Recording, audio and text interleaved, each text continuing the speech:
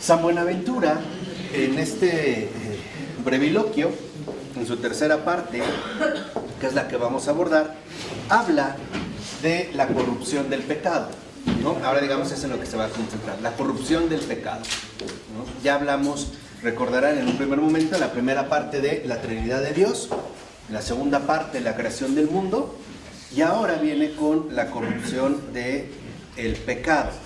Entonces, lo primero, digamos, a manera de resumen, lo que afirma San Buenaventura, y es muy importante de tomar en cuenta, es que el pecado no es una entidad.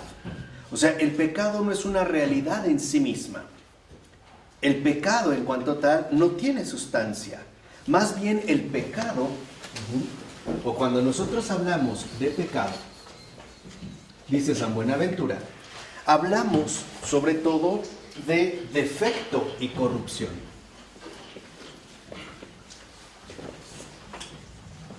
¿Qué quiere decir? Que el pecado, en cuanto tal, como defecto y corrupción, no tiene una entidad propia, es un accidente. Es un accidente. Es como cuando se ha definido en términos ortodoxos, clásicos, al mal como la ausencia de bien. En pocas palabras, ¿cuándo sale algo mal? Cuando no se hizo bien. Es un accidente, no es una entidad en ese sentido propio. Y el pecado, al ser defecto y corrupción, lo que hace es destruir precisamente el modo, la especie y el orden de la voluntad divina. Es en ese sentido, digamos, es precisamente corrupción. Porque el pecado es justo lo contrario al bien, pero no como el yin y el yang, que están en una especie de equilibrio. No, sino como el defecto de este bien.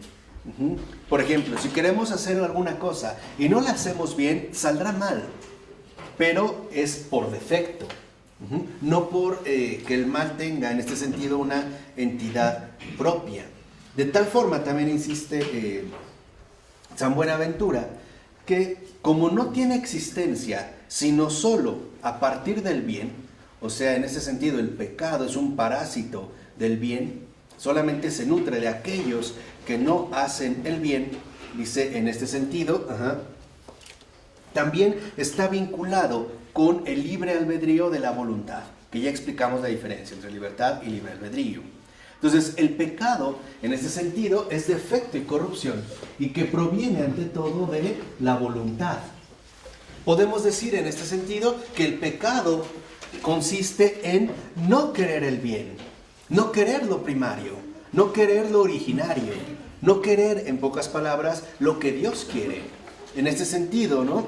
Uno entiende mejor el pecado. Ahora, el libre albedrío, en cuanto tal, tampoco es algo malo en sí mismo, porque también puede que, es cierto que podemos querer lo malo, pero también podemos querer el bien. Pero tampoco nuestro libre albedrío es del todo bueno, porque podemos inclinarnos al mal. Entonces, el libre albedrío, para que realmente se confirme, o mejor dicho, para que el libre albedrío realmente se realice como Dios quiere, necesita confirmarse en el bien, ¿no? Y es aquí cuando vemos el acto de la libertad. Recuerden, ser libre significa querer el bien. Es digamos, como la definición fundamental. Entonces, en este sentido, nosotros, al seguir hablando de la corrupción del pecado, vemos que el pecado rompe el orden fundamental. ¿Cuál es? En primer lugar, el orden de la dependencia de Dios, según Dios y para Dios. Esa es la raíz fundamental del pecado. O sea, el pecado no es una simple mala acción. No, es algo más profundo. Porque el pecado, como defecto y corrupción que viene de una voluntad, en este sentido, de un no querer el bien o rechazar, rompe el orden de la dependencia de Dios, según Dios y para Dios. Podemos decir que el pecado es oposición a Dios. Oposición. No en este sentido, vamos a decirlo, rechazo.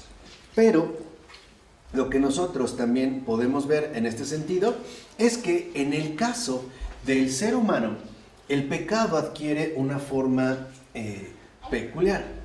¿Por qué?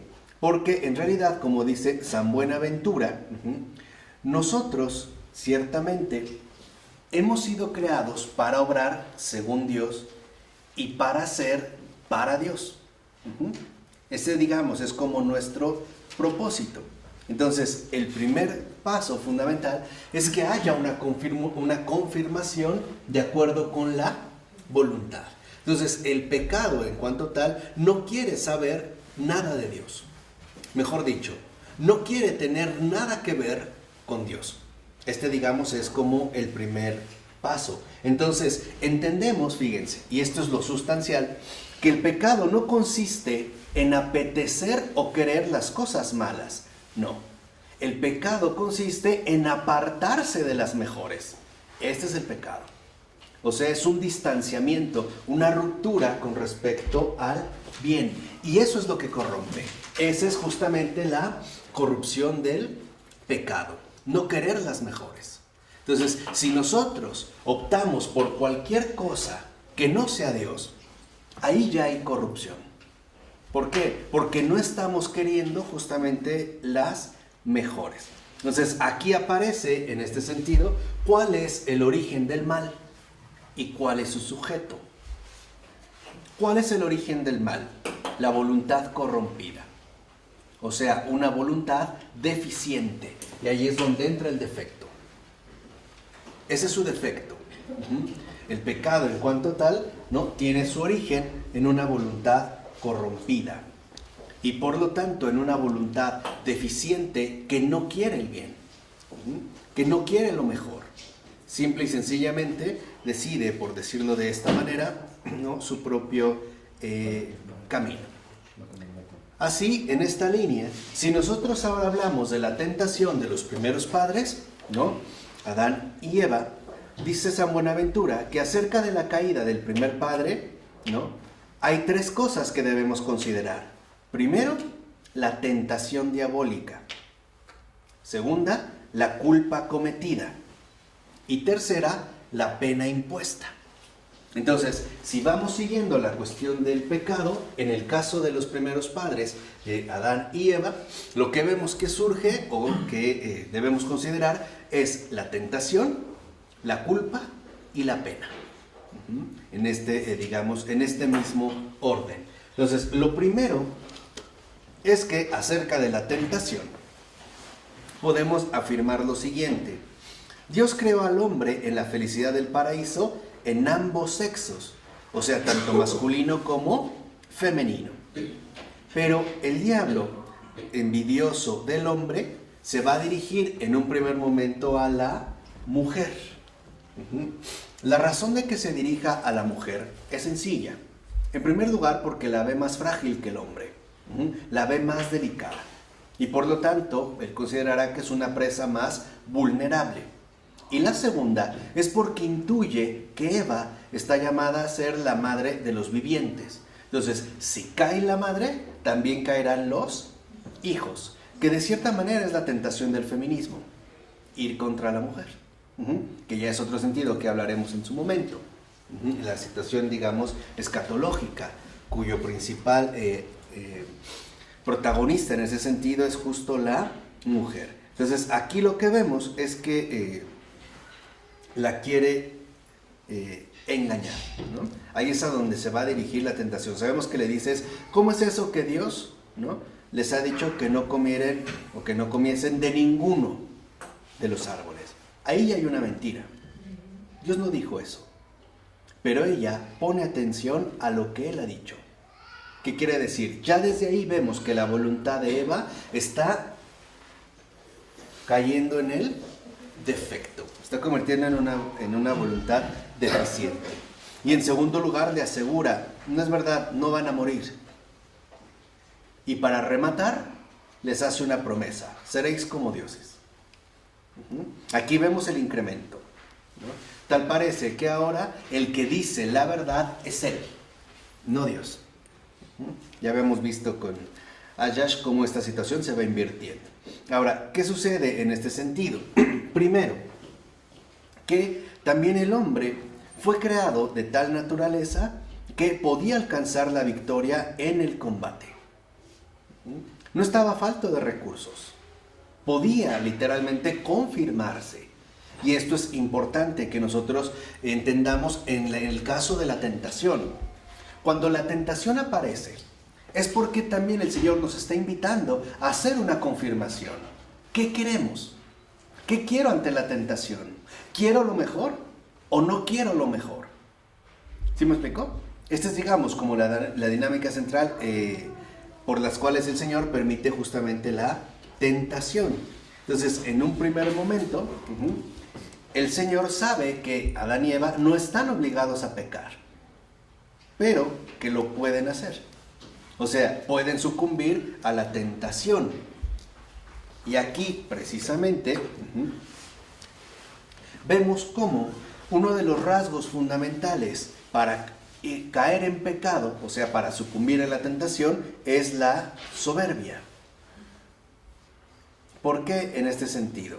Porque precisamente el diablo, que al principio era sabio y recto, una vez caído por la soberbia, se convierte en astuto y envidioso. Así, por la envidia, quiere tentar. Y por la astucia, sabe tentar. Entonces, aquí vemos como esta situación diabólica. Entonces, por eso va a tentar cuanto Dios lo permita. Pero Dios lo permite en realidad porque espera de la criatura, lo que dijimos hace rato, una confirmación. Que opte por lo mejor. Porque para eso justamente le dio su ¿qué? Su voluntad. Mira. Entonces, no es una cuestión meramente intelectual. Podemos decir que en la tentación de los primeros padres, lo que se ve sometido a prueba es su voluntad. Ahí se va a ver realmente qué es lo que quieren. ¿Quieren a Dios o se quieren a ellos mismos? Y ya sabemos qué escogieron. Ya sabemos literalmente cuál fue la elección. Entonces, de este mismo modo, precisamente, se pusiera de manifiesto, y por eso el Señor también permitió la tentación, incluso el pecado de los primeros padres, para dejar bien claro el mérito de la obediencia y el desastre de la desobediencia. Ojo, a Dios se le obedece, no porque sea poderoso o intimidante, porque es amor. Y esa es la obediencia al amor. No como un soldado que está atemorizado ante el capitán más fuerte que él.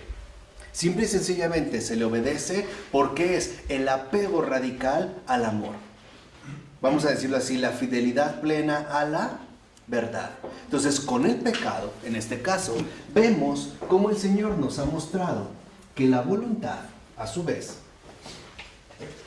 se mueve o vive bajo estas dos alternativas: obediencia o desobediencia.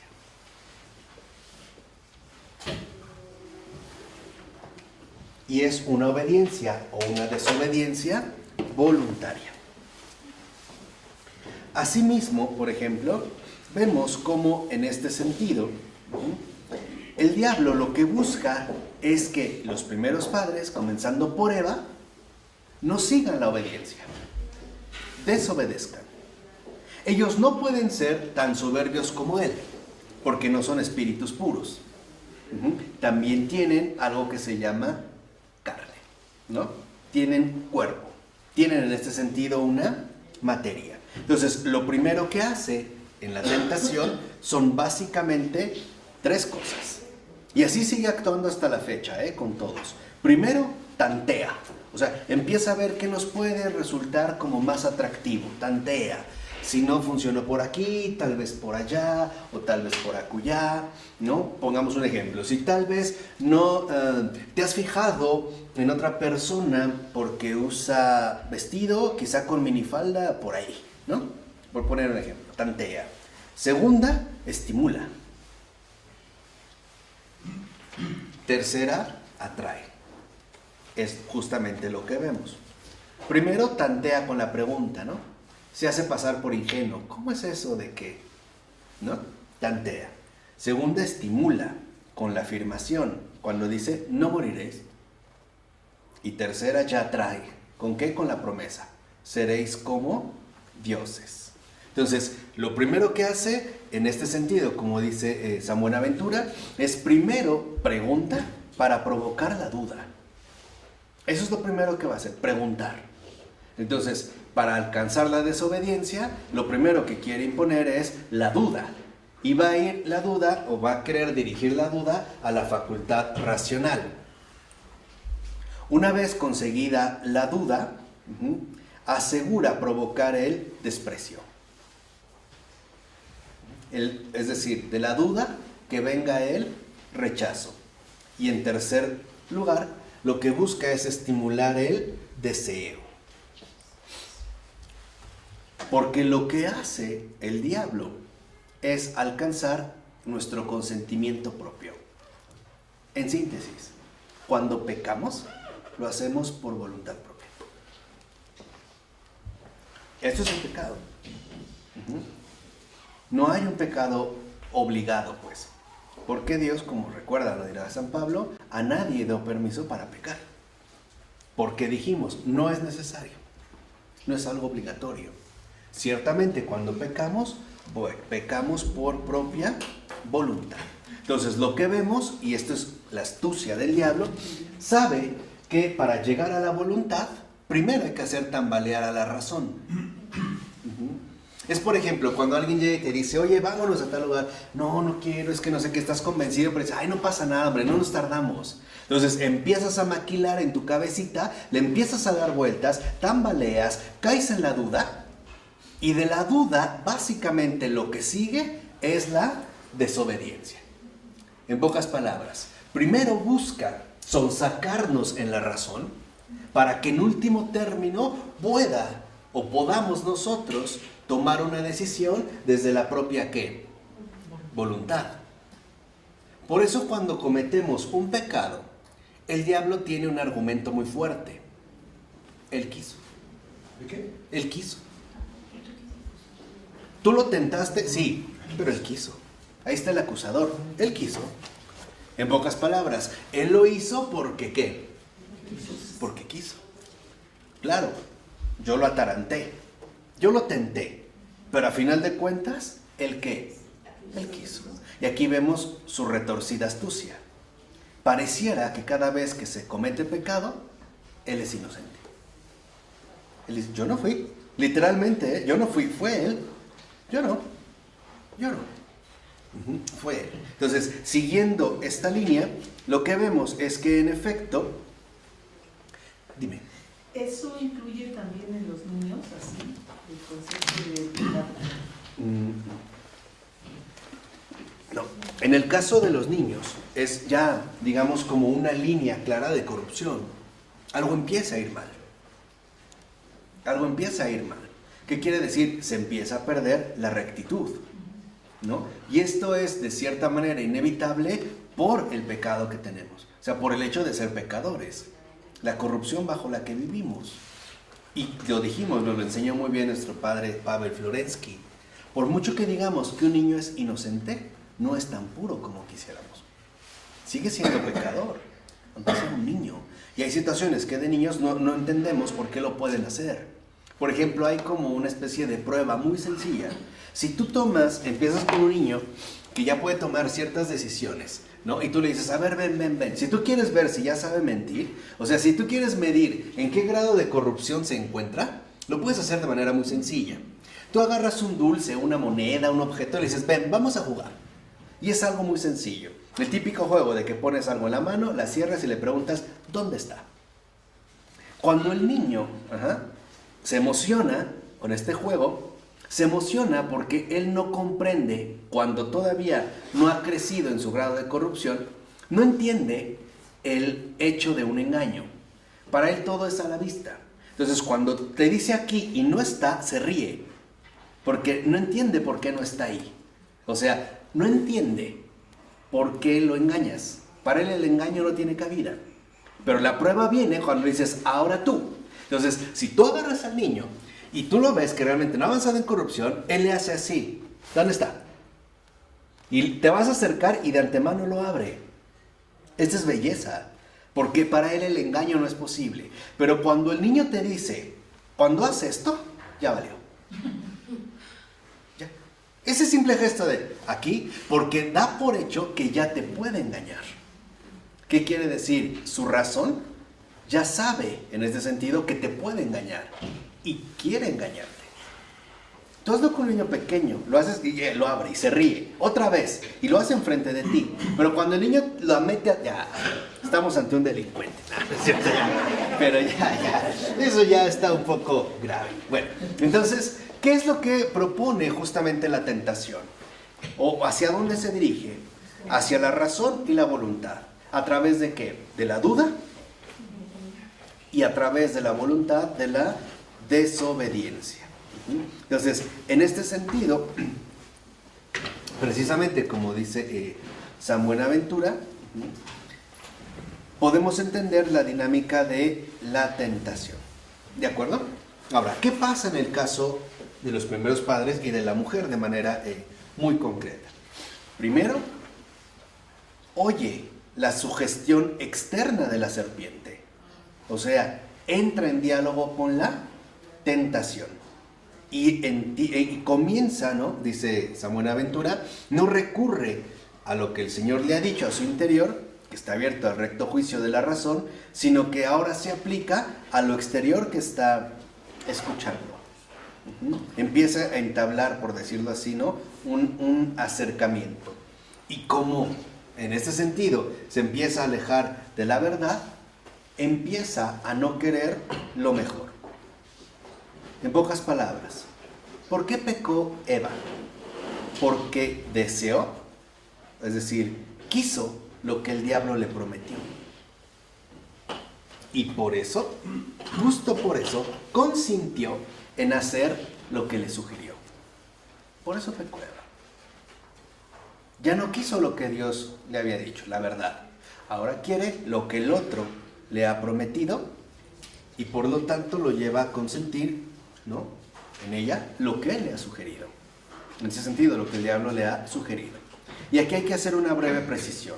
Sentir y consentir no es lo mismo. El sentir es algo inevitable para nosotros. Por ejemplo, yo puedo sentir molestia o enojo ante ciertas situaciones, pero eso no me obliga a consentir en la rabia, por ejemplo. No, yo puedo sentir. Yo puedo sentirme profundamente a lo mejor estimulado por algo, pero eso no me obliga a consentir en ese estímulo. Sentir y consentir son dos cosas completamente diferentes, porque el consentimiento es ya cuando se llega de lleno a la voluntad. Entonces, en este sentido también vemos que su deseo de ella, precisamente, ¿no?, crece. Y ahí empieza a brotar la soberbia. Se ve a sí misma. Seréis como dioses. Y dice, ¿sí? Es un poco cuando uno se prueba ropa y te ponen muchos espejos, ¿no? Mira cómo te ves. Ay, sí, ¿verdad? Te queda gente, sí, ¿verdad? Oh, bellísimo. Lo que quieren hacer es una venta. Pero te ves así. O sea, ahí se ve la sugestión. En eso consiste la sugestión. Ver las cosas como no son. Esa es una sugestión. Hoy sabemos que nos sugestionan muchísimo. Y en este sentido, precisamente, como dice San Buenaventura, primero, ¿no?, se presenta la soberbia y de ahí es inducida a la sugestión y finalmente a la gula. Y todo esto conducía a la raíz más radical, la desobediencia. Entonces dice, el pecado por lo regular presenta esta dinámica. Primero, en la sugestión. Segundo, en la tentación. Tercero, en la acción. El pecado nunca llega directamente como acción, porque lo detectaríamos fácilmente. El pecado primero se insinúa, es insinuación, ¿no? Es sugestión, es sugerir. Después ya es tentación, ya es más clara, para llegar finalmente a la acción, que en este caso se llama consentimiento. Si lo ven entonces, el diablo tiene interés no en lo que pensamos, en lo que decidimos. Porque, en efecto, la comunión fundamental con Dios es una comunión de voluntad. La voluntad lo es todo. Yo puedo tener un pensamiento muy elevado sobre Dios y no obstante no tener comunión ¿de qué? De voluntad. Por eso si lo vemos, Jesús vino a cumplir la voluntad del Padre. En todo cumple la voluntad ¿qué? Del Padre, ¿no? La tentación más agresiva quizá que recibe Jesús en sus últimos momentos, ¿no? De vida en la tierra, en la cruz, es cuando le dice, bájate. O sea, lo que literalmente ya lo está invitando en ese momento es que no cumpla la voluntad ¿de quién? Del Padre. Porque el diablo sabe perfectamente bien que la comunión de voluntades entre la criatura y Dios se llama salvación, se llama redención. Y él sabe, y no solo sabe, experimenta espiritualmente que la ruptura de la voluntad con el Creador se llama infierno. Por eso él lo que busca siempre es llegar a nuestra voluntad, pero no la puede tocar. ¿Lo puede hacer a través de una sugestión? Sí. ¿A través ya de una tentación más evidente? Sí, pero la acción, el consentimiento, no está a su alcance. Ahí sí, ya va a depender de cada uno de nosotros. Entonces, en este sentido, también vemos que una vez cometido el pecado, Eva arrastra a Adán. Y esto tiene una razón sencilla. Bueno, en un primer momento, el pecado siempre busca complicidad. El pecado nunca acepta irse solo. Lo vemos desde el principio. ¿Cayó Lucifer? ¿Cayó solo? No. Algunos santos, como Santa Hildegarda de Bingen, han mencionado que por lo menos 1/3 de ángeles cayó con él. El pecado siempre busca la complicidad. Siempre busca, ¿no?, el perjudicar a la mayor cantidad de gente posible. Porque eso es su naturaleza de corrupción. Arrastra. Y arrastra en grande, ¿eh? Arrastra realmente en grande. No crean que sea con 1 o 2, no. Todos, ¿no? Para el pecado es yo caí, ahora caen todos conmigo. Todos, arrastra, o sea, literalmente en este sentido. ¿Y en dónde está la corrupción, el defecto de Adán? El pecado de Adán. 1, debía corregirla, no la corrigió. Porque no es ciego ni tonto. Debía corregir a Eva y no la corrigió. Y por eso, literalmente, se le imputa el pecado de la mujer. En pocas palabras, también ya se ha hecho cómplice. Y como aparte no quiso amargar sus delicias, apartando de sí a la mujer, pues se comienza a amar a sí mismo excesivamente. Empieza a verse a sí mismo, ¿no? La autosatisfacción, la autorrealización. Y ahí es cuando ya decide no querer en ese sentido lo mejor. O sea, no permanecer en la amistad divina, sino también seguir en el caso de la desobediencia. Lo que sí sabemos es que tampoco Adán aguantó la prueba, porque también pecó. Entonces, si pecó con Eva, también hubiera pecado. Es lo más seguro, casi probable, pero con más dificultad. Esto sí quizá era cierto, pero de todas maneras me hubiera caído. Entonces, en este sentido, lo que vemos es que la transgresión es común a los dos. Los dos han transgredido. Porque, por decirlo así, Eva le cree a la serpiente, al diablo. Y Adán le cree a Eva, no a Dios. Ahí se ve la secuencia, ¿no? Ahí se ve literalmente cómo va arrastrando a uno tras otro. Aunque venían de distinta causa.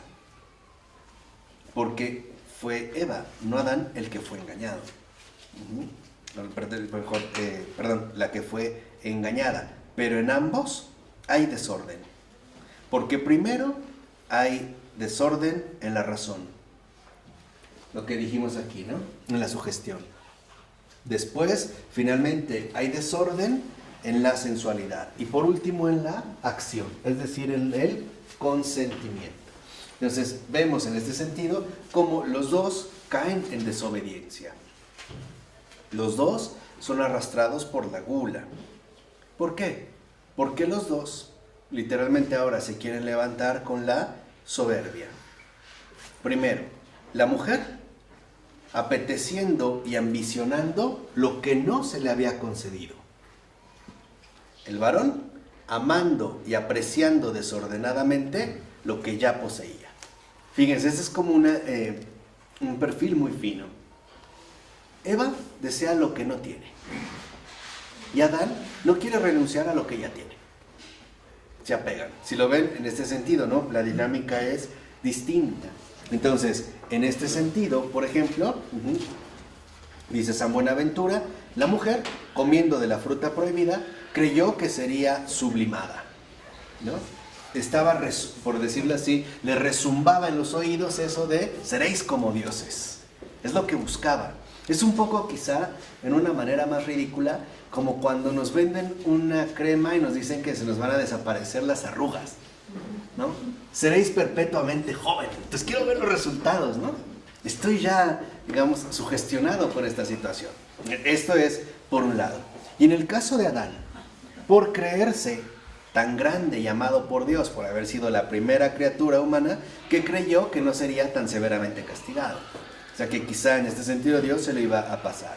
Entonces, los dos también se levantan sobre sí mismos y por eso caen miserablemente bajo sí mismos.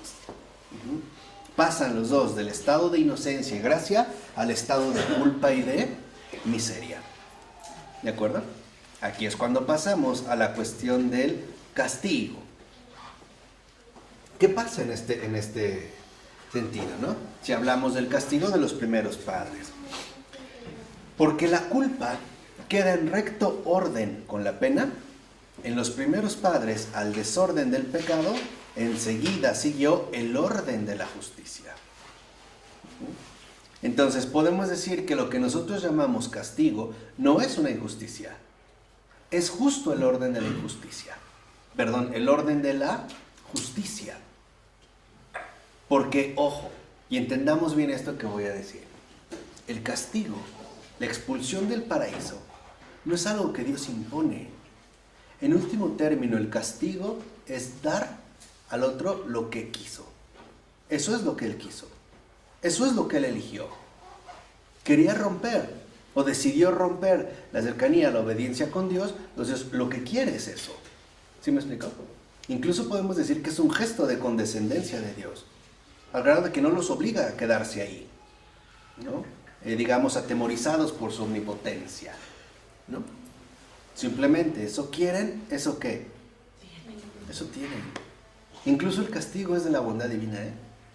En ese sentido, si lo ven, para que nos quitemos esa falsa idea de que no, porque los echó y solitos y no sé qué, no, me dijo la tierra, se la hay que sacar y los dolores. No, es también un rasgo de la bondad. Literalmente, en el castigo sobre el pecado, recibimos lo que hemos querido. Eso es lo que queríamos. Eso es lo que quisimos. Eso es justamente, digamos, por lo que nos habíamos decidido. Entonces, en este sentido, también vemos cómo siempre van de la mano la cuestión de la justicia y el pecado. ¿Qué es lo justo? Que el otro reciba lo que quiere, ¿no?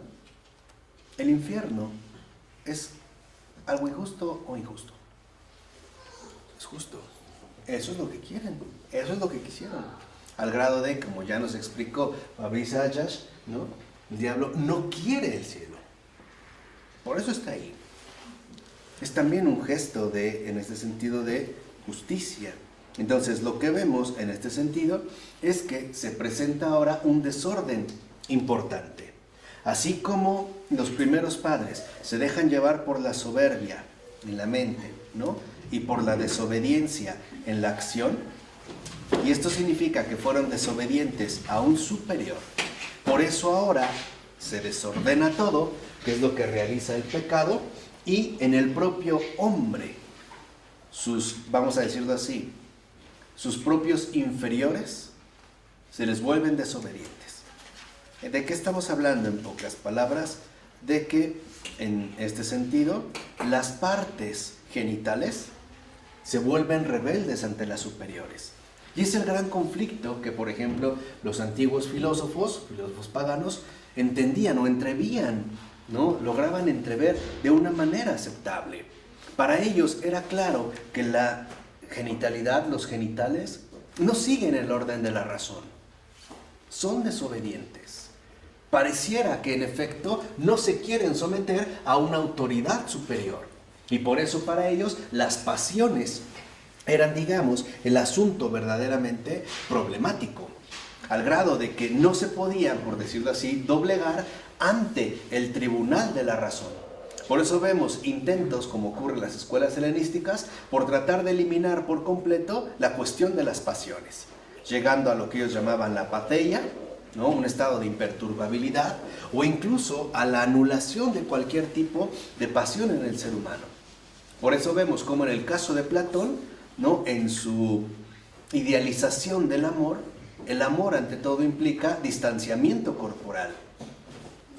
El amor, por decirlo así brevemente, el amor platónico es un amor no carnal, es un amor ideal, que viva incontaminado allá en los altos mundos de las ideas, pero no aquí. Por eso en el amor platónico, por ejemplo, no acepta el contacto entre unos y otros.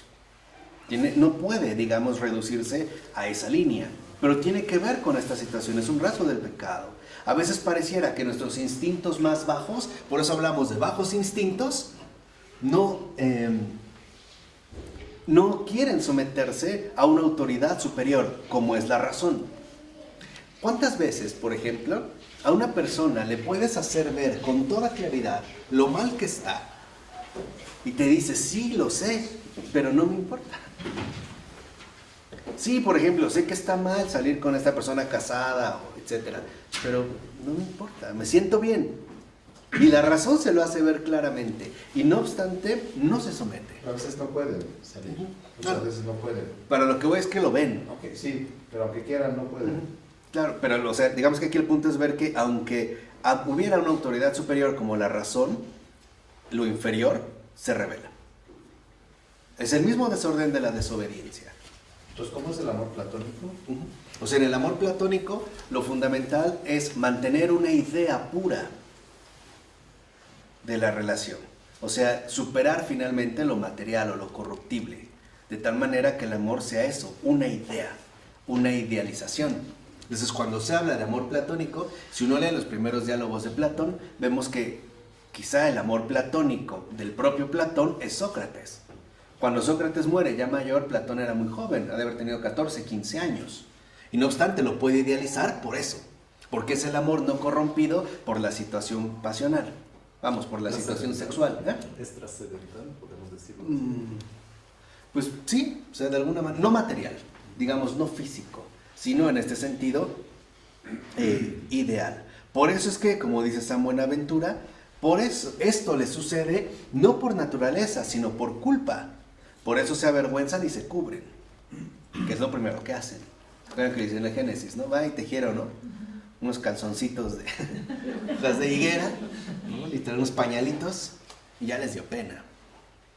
Ojo, ¿qué les apena? ¿Los genitales? No.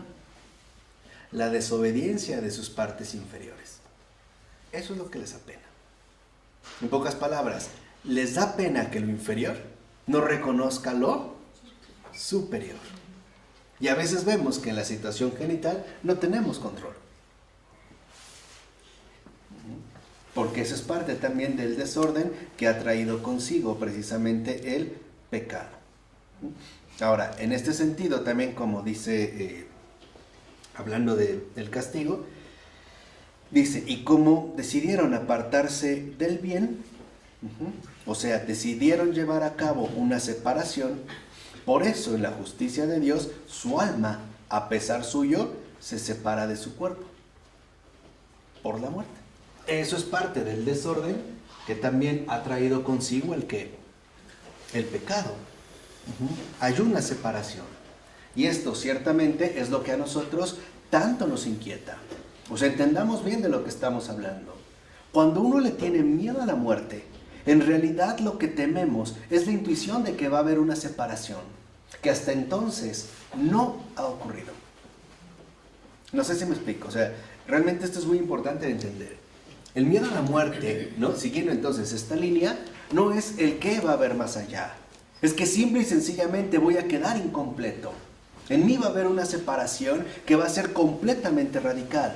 Porque por lo menos lo que nosotros hemos vivido hasta ese último momento de vida ha sido en un término material espiritual. Hemos sido alma y cuerpo. Pero ¿qué pasa con esta separación? ¿Sí me explico un poco? Esa es la angustia. Por eso la resurrección contempla la resurrección ¿de qué? De los cuerpos también. Es volver a la integridad. Por eso San Bernardo decía algo muy bello. Aunque los santos, conocidos o canonizados, están en el cielo, no están completos. Y es para que no presuman de aquello que nos ha sido concedido a todos. Fíjense, aún así, tranquilitos. Hasta el último momento, hasta la resurrección final. Hasta ahí. ¿Están en el cielo? Sí. Por decirlo así, ¿ya la libraron? Sí. Pero están incompletos. Solo 2 están verdaderamente completos. Jesús y María. Nada más. Nada más. Los demás no. Entonces, esto es importante de entender para que veamos las consecuencias que trajo el pecado. Justamente al imponer este desorden, esta separación. Y porque el pecado comenzó por la mujer, su pena es doble. ¿Por qué? 1, porque se deja llevar por la soberbia, ambicionando lo que no se le ha dado, ¿no? Y porque ve y apetece una fruta agradable para comer, ahí va a incurrir en el dolor. Entonces es lo que el Señor literalmente le confirma. A veces, por eso les decía que no escuchamos bien al Señor. Le dice a Eva, ¿no? Y tú sufrirás tal. Ojo, de entrada pensamos equivocadamente que Dios se lo está imponiendo. No es cierto, le está revelando la verdad. ¿Sí me explico o no? El Señor, por decirlo como decimos, les está leyendo la cartilla. Lo que les está diciendo es esto lo que tú has escogido, es esto lo que tú has querido. Y se los dice con dolor. Porque a veces lo leemos como si fuera un déspota que dice, y tú parirás con dolor, o Adán, ¿no? Y tú, la tierra, ¿no? Por tu culpa, te sudará con el sudor de tu frente, la labrarás, como si fuera algo que le impone de afuera. No es cierto. El Señor les está revelando la verdad. En pocas palabras, los está sacando del engaño, que en efecto la sugestión, la tentación y por tanto el consentimiento, es decir, el pecado, los había llevado. Lo que el Señor está haciendo no es imponiéndoles un castigo. Les está ahora mostrando lo que les espera. Es eso lo que han escogido. ¿Sí me explicó? Esto es muy importante porque a veces también parece que no lo hemos comprendido bien. Es un poco como cuando hacemos algo equivocado y nos dicen, bueno, pues ahora afronta las consecuencias. Eso querías, ¿no? ¿O no? Tal. Bueno, híjole, lo tenemos que padecer. Ya no hay en este sentido, ¿no? Manera de echarse para atrás. Así que entonces lo que vemos es que en efecto ahí es como cuando entra el drama de los primeros padres. Por un lado, ¿realmente esto es lo que quería? No. ¿Por qué lo escogí entonces?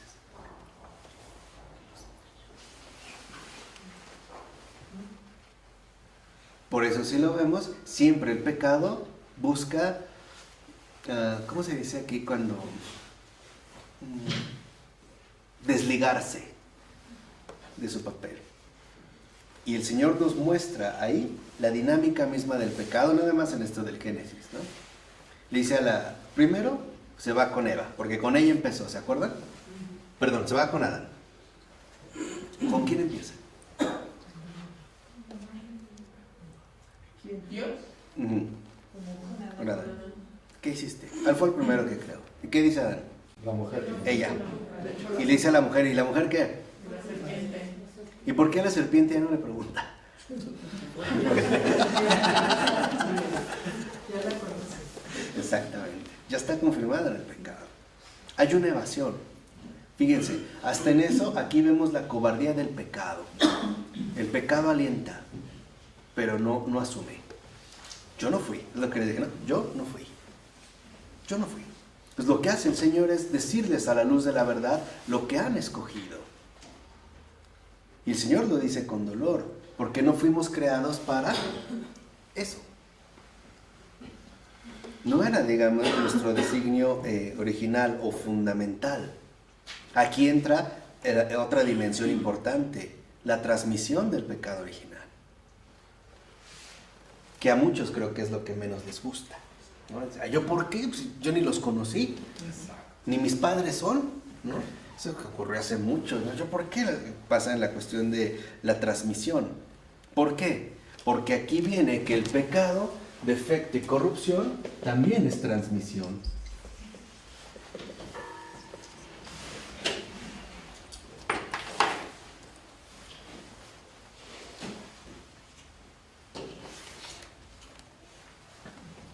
Pero también es verdad que hay curación. Y esto es importante porque el pecado no tiene la última palabra. ¿Por qué no tiene el pecado la última palabra? Porque nunca tuvo la primera. Por eso. Parásito. Un parásito. Entonces lo que vemos en un primer momento es que el género humano corrompido, ya por el pecado original, nace por generación. ¿Qué quiere decir esto? Que tanto Adán como Eva no nacieron por generación, sino que existieron por creación. Vienen directamente de el Creador, pero estaban llamados a ser fecundos y multiplicarse. Ahora sí, ya por generación. Y esta generación ya ha contraído la corrupción que ha dejado el pecado. Porque el hombre pone de lo suyo y Dios también va a poner de lo suyo. Pero ¿se acuerdan cuando hablamos de la potencia de fecundidad que Dios ha dado en la creación? Que nos decía San Buenaventura. Ha confiado en ese sentido en las criaturas. Entonces, literalmente es la generación la que promueve la transmisión. Es por generación. Porque también el hombre y la mujer está llamado a poner algo. ¿Qué pone? Lo material, la carne. ¿Qué pone Dios? El alma. Pero es una labor cooperativa, ¿no? Esta es como una visión muy peculiar de San Buenaventura. ¿Por qué? Porque dice, justamente porque ya por generación, ¿no?, se perpetúa la transmisión del pecado, entonces esto nos lleva a una privación. Esa es la transmisión del pecado original. Dijimos, no es una entidad, es una privación. Entonces, cuando se habla de la transmisión del pecado original, estamos hablando de una privación. ¿Privación de qué? De la amistad divina, ¿no? Directa, abierta, transparente. Esa es la transmisión del pecado original, no una entidad, no como si trajera una mancha ahí rara, como se habla de la mancha del pecado. Va más allá. En realidad la transmisión del pecado es la privación de la amistad con Dios. ¿Cara a qué? Cara a cara. ¿No está eso? Nos lo explicó muy bien el padre Keating en la invitación a amar. Que era, digamos, la huella más radical del pecado. Es que para nosotros Dios no es algo evidente. No lo vemos, no lo escuchamos, no lo sentimos. Esa es la transmisión del pecado. ¿De acuerdo? No como una sustancia propia, sino como esta privación. Y es justo por esta privación, dice San Buenaventura, que el alma incurre en 4 penas: enfermedad, ignorancia, malicia y concupiscencia. Bueno, entonces veíamos que esta privación o ausencia, ¿no?, nos ayuda a entender también cómo el pecado no tiene un efecto, o sea, no tiene entidad propia, pero sí consecuencias. Y eso es lo que asumimos. Eso es lo que dijimos, que el Señor le muestra tanto a Adán como a Eva las consecuencias, ¿no?, de lo que ellos mismos han obtenido. No se los impone, les dice la verdad. Lo que les está diciendo es la verdad.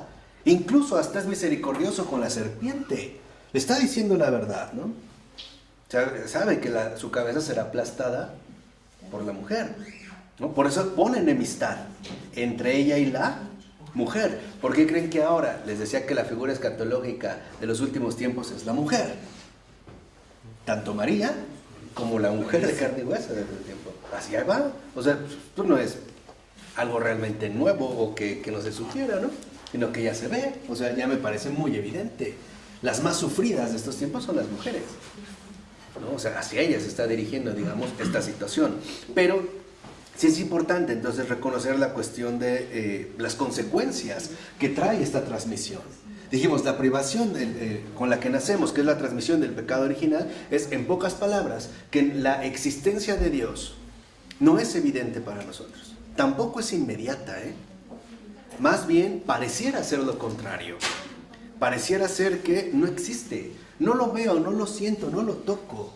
Aquí está, digamos, esta transmisión. Y esta privación provoca en el alma 4 penas. O sea, esta privación genera 4 penas. Estas 4 penas, como lo menciona Buenaventura, son enfermedad en el alma, enfermedad, ignorancia, malicia y concupiscencia. Son, por decirlo así, la herencia del pecado. La enfermedad, como decía Floreski, la corrupción del ser, ¿no? Claro, o sea, corrompe totalmente lo que somos, ¿no? Son, en este sentido, penas del alma. La ignorancia es que ya no tenemos, por decirlo así, un acceso directo a la verdad. Ignoramos ciertamente muchísimas cosas. La malicia es esta tendencia, ¿no?, a hacer cosas malas. La concupiscencia, dijimos, es el excesivo amor a sí mismo. Es la concupiscencia, y son como tendencias que en efecto todos manifestamos de una o de otra manera. Entonces vemos como en efecto estas penalidades, ¿no?, que transmite el pecado por la privación en el alma, también van a repercutir necesariamente en nuestro cuerpo. ¿Cómo? Por ejemplo, a través de cansancio, agotamiento, enfermedad y dolor. También lo padece. ¿Por qué? Porque fuimos creados bajo esta línea, ¿no? Entonces aquí entra un punto importante. Los que nacen por generación, o sea, el nacimiento, el parto humano normal, a ellos se les ha transmitido, ¿no?, esta privación, se les ha transmitido el pecado original, pero no lo han adquirido por propia voluntad. ¿Qué pasa entonces en este caso? En pocas palabras, un recién nacido, nosotros le hemos transmitido el pecado original, pero él no lo ha hecho por voluntad propia. Y por eso, fíjense, a ese pecado original, dice San Buenaventura, no se le debe después de esta vida la pena del infierno. Y esto es algo muy importante. ¿Qué quiere decir? Que entonces un bebé nació a las pocas horas de nacer. Y entonces ya murió. Perdón, ¿sí? ¿Sí dije, no? No, Nació a las pocas horas. Perdón, murió, es que me estaba imaginando el hospital. Okay. Murió a las pocas horas de nacer. Entonces, como ya se le había transmitido el pecado original, ¿ya está en el infierno? No. ¿Por qué no? Porque no fue adquirido precisamente por propia voluntad. Y esto se ve también desde el hecho del nacimiento. Ahí es cuando debemos de entender 2 cosas importantes. La primera, el nacer es un don inmerecido. no una petición forzada. Cuando los hijos le dicen a sus padres, es que yo no te pedí nacer, se olvidan que sus padres tampoco pidieron nacer. Tampoco ellos lo eligieron. Es más bien un don inmerecido. Y ese es, digamos, como el sentido fundamental del nacimiento. Entonces, si comprendemos esto precisamente, también vemos que, ojo, siempre sobreabunda la misericordia. Porque literalmente la misericordia es la medida plena de la justicia. Sin misericordia no hay justicia. Esa es la gran diferencia entre Dios y los hombres. Para nosotros, la justicia significa ajusticiar. Para Dios, la justicia significa sobreabundancia de misericordia. Esa es la medida precisamente de la justicia. Porque siempre Dios nunca castiga más, sino menos de lo merecido. Es más, seamos sinceros, ¿qué castigo le añadió Dios a las consecuencias del pecado que habían cometido los primeros padres, nuestros primeros padres? La maldición. Dolor, muerte. Paridas con dolor. Esas son las consecuencias del pecado. ¿Qué castigo propio Él le añadió? Nada. Nada. Es como decir, ya pobrecitos, ya con esto están fulminados, están destruidos. No es necesario darle un qué. El mal es consecuencia del pecado, ¿no? Al contrario, en lugar de darles un castigo, les propone una curación, una salvación. En lugar de condenación, una salvación. Por eso les decía, literalmente, cuando el Señor le habla a Adán y Eva, ¿no?, lo que van a sufrir, les está leyendo la cartilla, les está diciendo literalmente lo que van a vivir a la luz de la verdad. Eso es lo que han querido. ¿Qué falta hace añadir? Aprendamos también de esta misericordia en nuestra vida ordinaria. Porque a veces llega una persona lastimada con nosotros y lo primero que hacemos es lastimarla más. Por tonta que te dejas. No, pues tú lo decidiste, ¿no? Ahora arréglate. No, aprendamos de esta abundancia de misericordia. No juguemos a ser justicieros. Porque entiendan esto, lo que dijimos. La sobreabundancia de misericordia es la medida de la justicia. Eso es lo justo. Por eso lo justo es que todos se salven. Porque esa es la norma justa que el Señor ha, en este sentido, impuesto, ¿no? Entonces ya hemos visto cómo se transmite el pecado original. A través de la transmisión, a través de la generación. O sea, a través de la carne. Ahí está. Por eso también Jesús va a tomar ¿qué? Carne. ¿Y ahí? Ok, por ahí viene, pues por ahí se va. También. Digamos en esta línea. Entonces lo que vemos, dice Buenaventura, es que la carne engendra muchas veces por pasión desordenada. Y por eso trae consigo la infección viciosa que contamina y envicia al alma. Por ello, lo que vemos es que, en efecto, podemos decir que cuando uno tiene una relación sexual con otra persona, siempre hay algo de desordenado. No estoy diciendo malo, pero sí hay algo de desordenado, porque también genera placer propio, ¿no? Nadie va a decir que ha hecho o ha tenido una entrega sexual pura. Pues no. No. Y aquí vemos también, dentro de esta situación en la que vivimos en nuestra realidad concreta, lo que quiero que entiendan es que desde que pecan nuestros primeros padres, ¿no?, la carne se rebela contra el espíritu. Y lo sentimos. A ver, para que entiendan bien a lo que me refiero, aunque la imagen sea un poco fuerte, pero yo sé que ustedes aguantan eso y más. Es como si de repente yo quisiera mantenerme coherente en la razón, pero alguien me empezara a estimular sexualmente. Quizá aunque no quiera, mi cuerpo respondería. Y esto ha ocurrido, y lo voy a mencionar para que vean en efecto, ¿no?, las, digamos, injusticias que se cometen.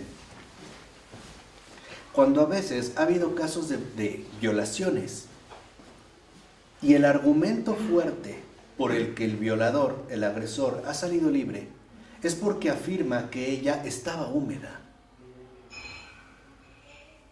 Y lo toman como un consentimiento, es decir, como una aprobación.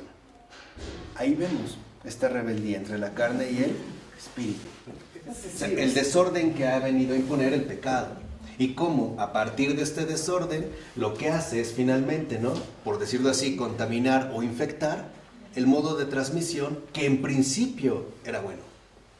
O sea, a lo que voy es que hoy, o sea, lo que menciona precisamente San Buenaventura es que nosotros estábamos llamados a ser fecundos por generación, ¿no?, por medio de una entrega, de un acto sexual, que es literalmente, ¿no?, digamos, el gesto de entrega radical entre un hombre y una mujer.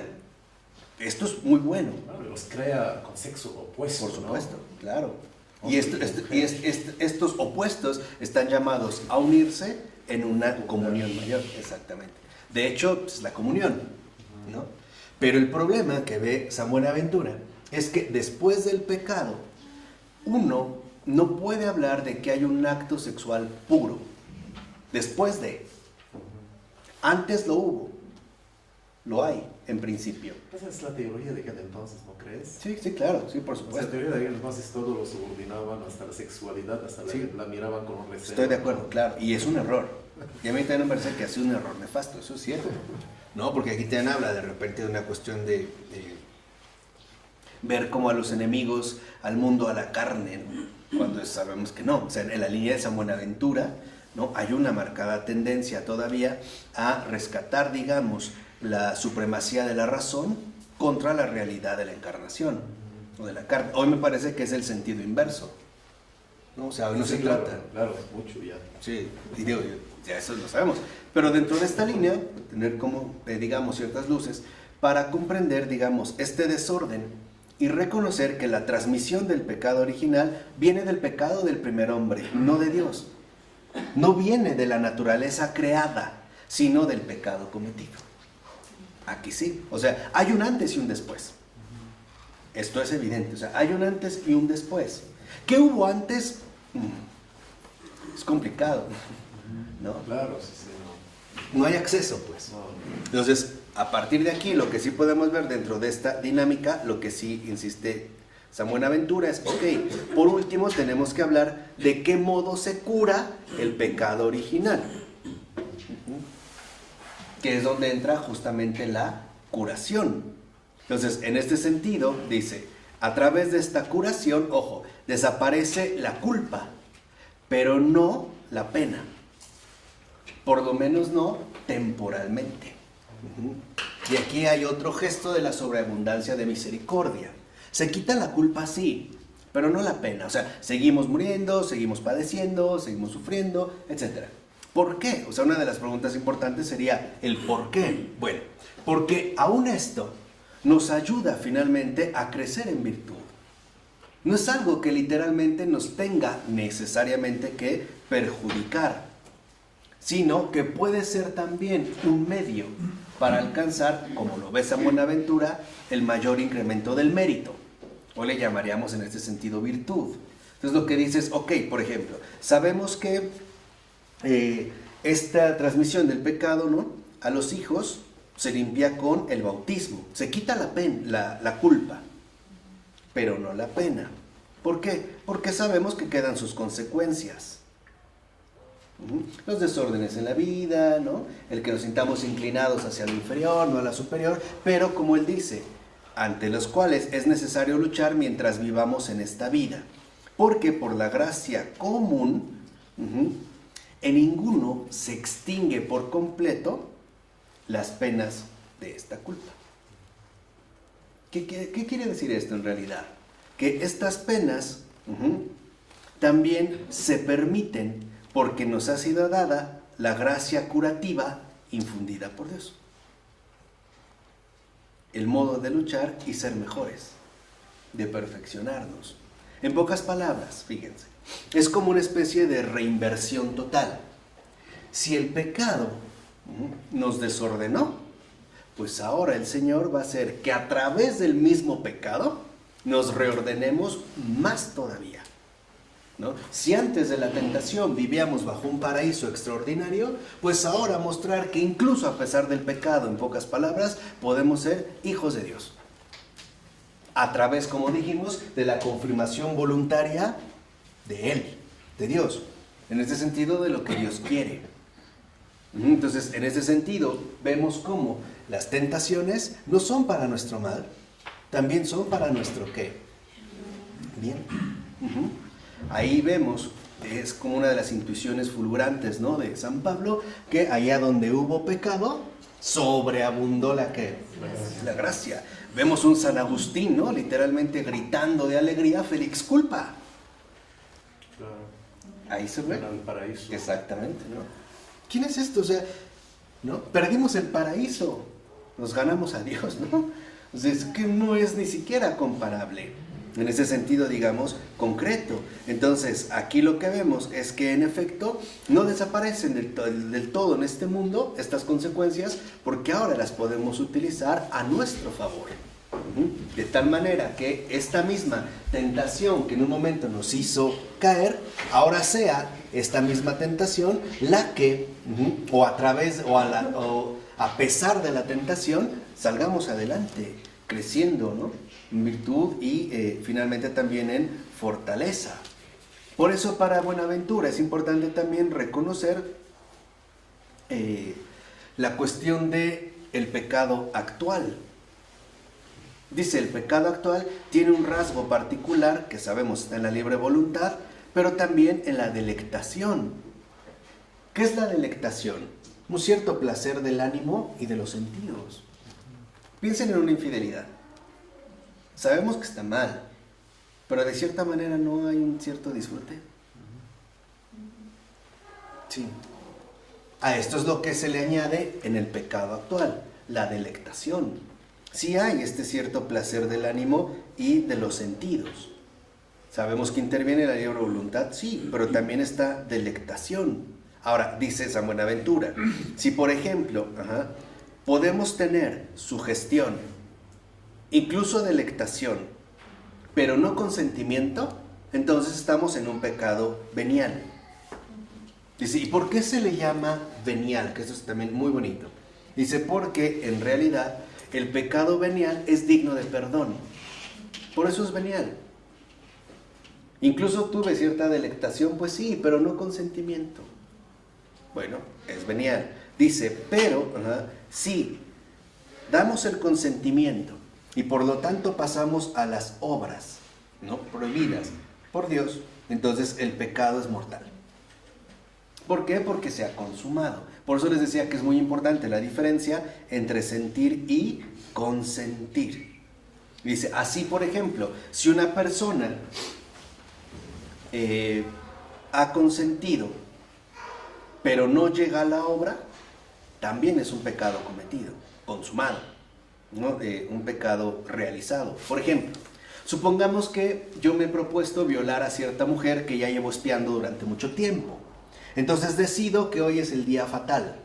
Entonces voy totalmente dispuesto, pero al momento de agarrarla llega un amigo o su novio y se salva y digo, chin, esto ya se ha cometido. La razón es evidente, porque de haber podido lo hubiera hecho. Ya lo había consumado. En este sentido, la obra es ya, digamos, la manifestación exterior del acto interior, que es de lo que habla Jesús cuando dice que incluso, ¿no?, el hombre que mira a otra mujer con deseo ya comete adulterio. Porque esa es, digamos, parte también de la fuerza que adquiere la delectación.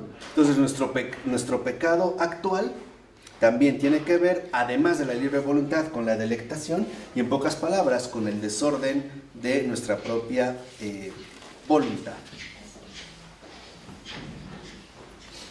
Por eso insiste también San Buenaventura.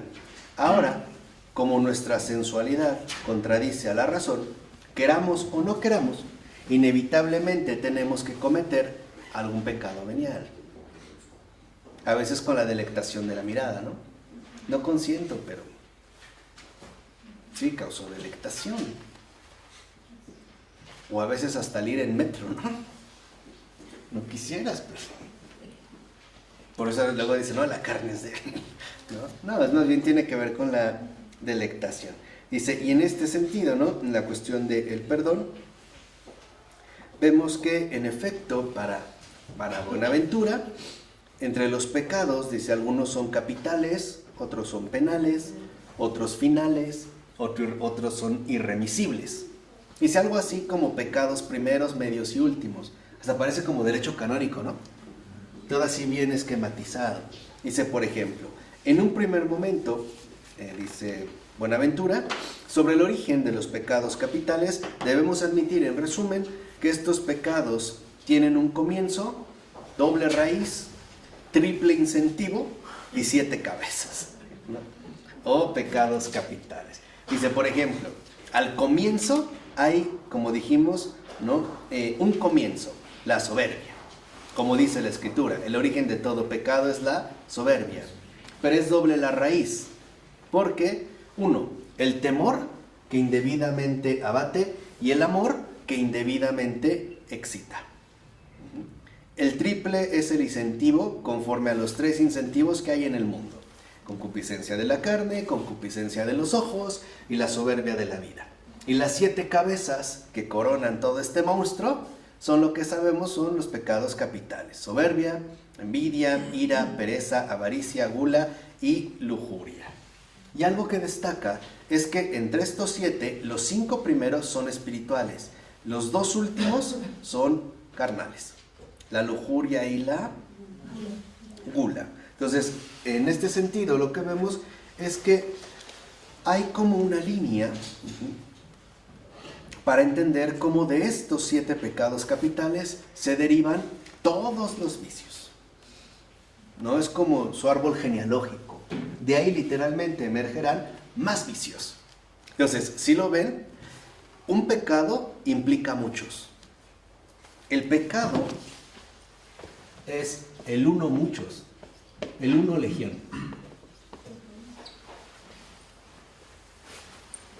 El pecado es muchos. Y lo digo a propósito para burlar a la gramática. Eso lo aprendí de Fabrice Hayash. El pecado es muchos. Muchos. Legión, dice ahí. Sí, claro.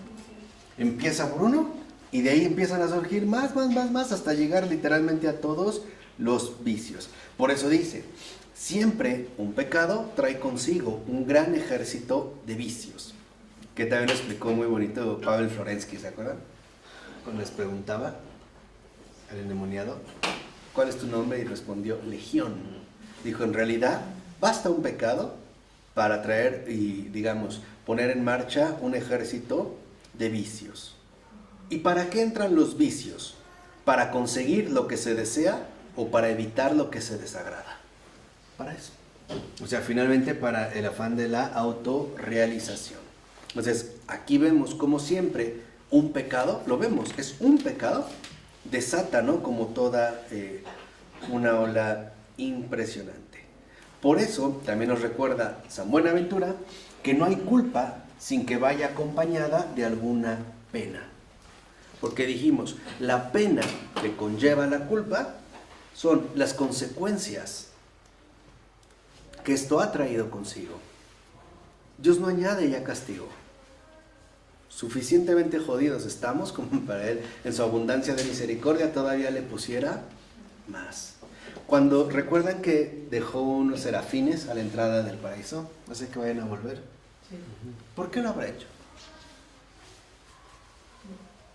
Por prevención. Si comimos del árbol, ¿no?, de la ciencia del bien y del mal y así nos fue, ¿qué hubiera pasado si comemos del de la vida? ¿Qué hubiera pasado en ese caso? Mejor no. Mejor no. Digamos que es como cuando una persona ve que hay un veneno y mejor le pone candado, ¿no? Porque sabe que sí puede estirar la mano. No más vale en este sentido. Entonces dice, también reconozcamos que aunque toda culpa procede de nosotros, porque ha sido voluntario, no toda pena. Dice, algunas penas son obra nuestra, otras nos son impuestas, otras son contraídas por nosotros. Por ejemplo, puede ser que yo asumo la pena por una culpa cometida. ¿no? A lo mejor ofendí gravemente a mi esposa y la pena es que me deja.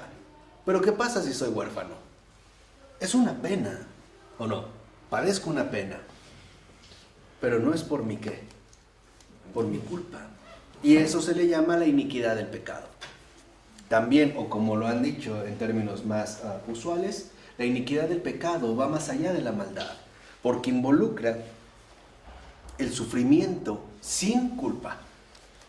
Cuando decimos, ¿y qué culpa tuvo ese inocente?